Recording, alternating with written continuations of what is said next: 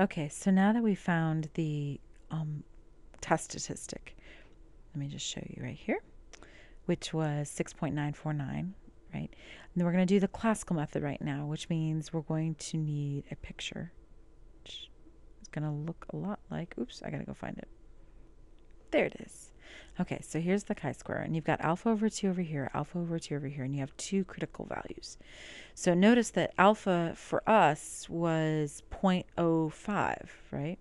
So alpha over 2 right here is 0.025. Oh, that's really small.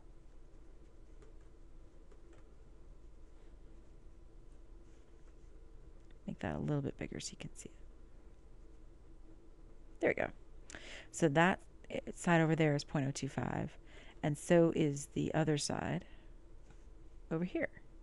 That is also 0.025. Not this white region, but this little blue region over here with the arrow pointing to it. Okay, so we need to go find those values with Excel. Now we can do it two ways. So I put in alpha right here, which is 0.05. And then there's the new function, which is chi-sq.inv, chi-square.inverse, if you will. And then you take your alpha and you divide it by 2, and then you tell it your degrees of freedom, which is this cell right here, 10, take away 1. And then for the other one, you do the complement, 1 minus alpha over 2, comma, degrees of freedom, which is d2 minus 1.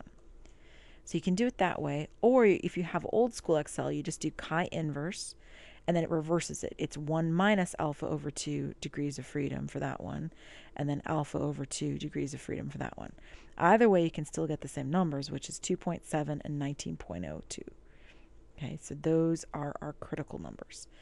So this one's 2.7. It's already got the square in it, so you don't have to worry about squaring or anything. This one's 2.700, and this one over here is 19.023. I think that's what it was. Yep, 19.023. Okay, so there we go. Oops, not that. The whole thing. There we go. Bring that into the picture. All right, there's step 4. We found our critical values using the classical method. All right, so then we need to make a decision. Step 5. We are going to not reject H naught because the test statistic is not in the critical region. And the test statistic was the 6.949. Let me just put that in there.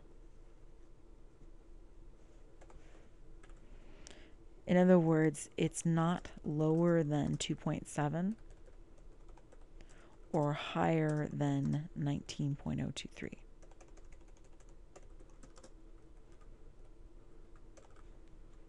Okay, it's in that white region in the middle, which is no good to us, right?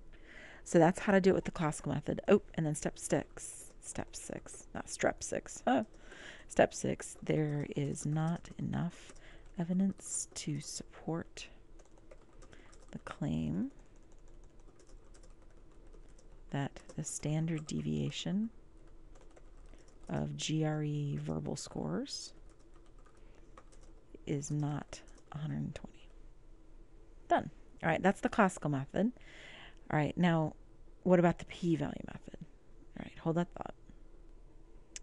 To find the p-value with Excel, it's kind of tricky. So because this is a low chi-square statistic, you use chi-square.dist, then that test statistic, degrees of freedom, comma, true.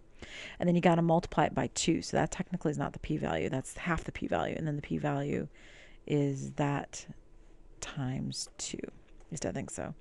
But it's so confusing that let's double check it. And we're going to double check it with StatCrunch. Yes. All right. So let me pull it up. All right. You go to stat. You go to variance because that's what we're testing. One sample with data. Tell it you want the GRE verbal. You want the null variance of 144,400. Next. Calculate.